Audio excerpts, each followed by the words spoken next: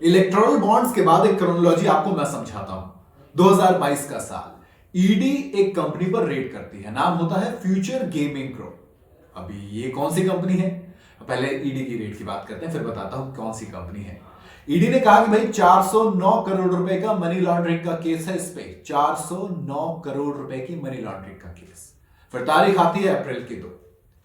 इसके जो मालिक हैं वो निर्मला सीतारमण से मुलाकात करते हैं। निर्मला सीतारमण से मुलाकात होती है।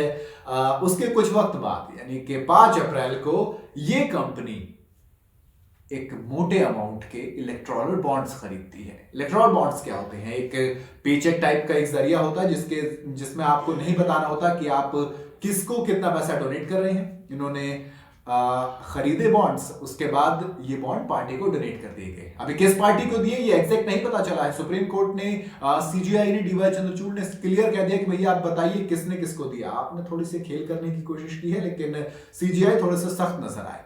दरअसल अब बताता हूं कंपनी कौन सी है। ये वो कंपनी है जिसने 1368 करोड़ रुपए डोनेट किए हैं इलेक्टोरल बॉन्ड्स के जरिए। 1368 करोड़ रुपए।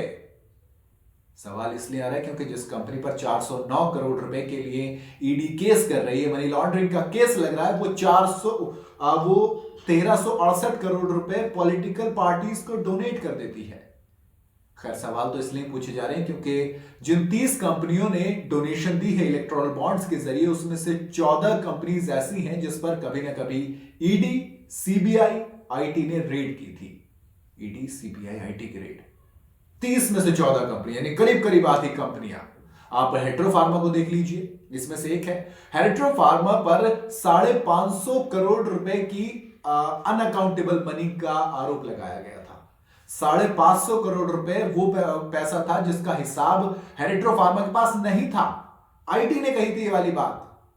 इसके बाद ये कंपनी भी एक बड़ा अमाउंट इलेक्टोरल बॉन्ड्स के जरिए पॉलिटिकल पार्टीज को डोनेट करती है।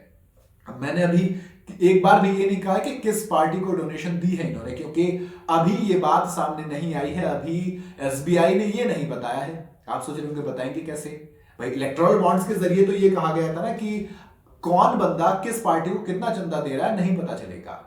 पर इसमें ना एक यूनिक कोड होता है। जब आप चेकबुक उठाएंगे उसमें से एक चेक निकालिए और देखिए चेक का एक नंबर होता है, वैसे ही इलेक्टोरल बॉन्ड्स का एक नंबर होता है। तो ऐसे ही सीजीआई ने कहा कि भैया जब किसी ने खरीदा तो आपने बता दिया कि ये पर्टिकुलर जो नंबर का है इलेक्टोरल बॉन्ड्स वो इस आदमी के नाम पे इशू हुआ।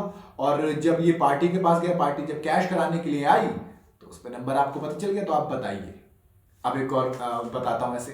Quick supply chain private limited एक कंपनी और है। इसने 2021-22 में 10 करोड़ रुपए कमाए। सिर्फ 10 करोड़ रुपए का बिजनेस किया 2021-22 में। और 2022 में ही जनवरी में quick chain supply private limited 410 crore रुपए डोनेट कर देती है 5 जनवरी 2022 को। 10 करोड़ रुपए आप कमा रहे हो, 410 करोड़ रुपए आप डोनेट कर रहे हो। सवाल तो उठने चाहिए ना। सवाल इसलिए तो पूछे जा रहे हैं भैया, जब आपके पास बिजनेस नहीं है तो आप डोनेशन इतनी कर कैसे रहे हो? पहले कमाओगे तभी तो डोनेट करोगे ना। खैर, ये कंपनी अंबानी के रिलायंस ग्रुप की आती है। सोशल मीडिया पर दावा किया जा रहा है। ऐसे कई सारी चीजें इस वक्त सोशल मीडिया पर चल रही हैं। मैंने सोचा सबको खंगाल लिया जाए तभी तो ज्यादा मजा आएगा।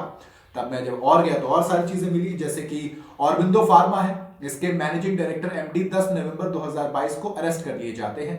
15 नवंबर 2022 को यानी कि 5 दिन बाद ही ये कंपनी इलेक्टोरल बॉन्ड्स खरीद लेती है। खैर, एक चीज और बताता हूं थोड़ी सी। एयरटेल कह रहा है कि भैया पिछले 5 साल से हम 300 करोड़ से ज्यादा का लॉस झेल रहे हैं। 5 साल से 330 करोड़ रुपए एयरटेल ने डोनेट किए हैं पार्टीज को। तो सवाल तो इसलिए पूछे जा रहे हैं ना। एक और बताता हूं। शिरडी साई इलेक्ट्रिकल्स है। 20 दिसंबर 2023 को आईटी रेड करती है। आईटी रेड करती है 20 दिसंबर को, और फिर 11 जनवरी को ये कंपनी भी इलेक्टोरल बॉन्ड्स खरीद लेती है पॉलिटिकल पार्टीज को डोनेशन देने के लिए। टॉरेंट पावर 306 मेगावाट का सोलर प्रोजेक्ट महाराष्ट्र में पीएम कुसुम स्कीम के तहत ले लेती है 7 मार्च को, और 10 जनवरी को फिर ये भी इलेक्टोरल बॉन्ड्स खरीदते हैं। एक और बताता हूं। हल्दिया एनर्जी फ्लैगशिप कंपनी है आरपी, संजीव गोयनका ग्रुप की। 377 करोड़ रुपए डोनेट करते हैं।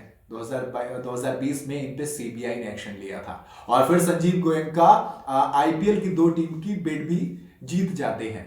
खैर आगे बढ़ता हूं मैं। डॉक्टर रेड्डीज की बात करते हैं। आईटी रेड करते हैं 13 नवंबर 2023 को। 17 नवंबर 2023 को यानी कि 13 के 4 दिन बाद ये भी इलेक्टोरल बॉन्ड्स खरीदते हैं। एवन साइकिल्स की बात करूं तो statement parliament about miss appropriation, company की मिस अप्रोप्रिएशन की स्टेटमेंट आती है। कब आती है? 23 दिसंबर को। और फिर 10 अक्टूबर को ये भी भैया क्या देते हैं? इलेक्ट्रॉल बॉन्ड्स खरीदते हैं। Micro Labs, Hero MotoCorp, Apco Infra, Yashoda Hospitals, इन सब पर इस तरीके के आरोप लग रहे हैं कि भैया आप पे आईटी की रेड होती है, सीबीआई की रेड होती है, आप अरेस्ट होते हैं या फिर आपको कोई प्रोजेक्ट मिलता है। इसके बाद क्या होता है? इसके बाद आप इलेक्ट्रॉल बॉन्ड्स खरीद रहे हो।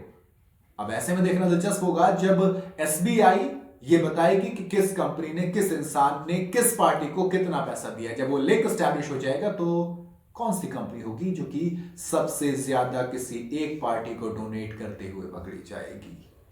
सवाल तो पूछे जाएंगे। तब भी आपको क्या लगता है, कौन सी पार्टी को इन सब ने डोनेशन दी? मुझे कमेंट में जरूर बताइएगा।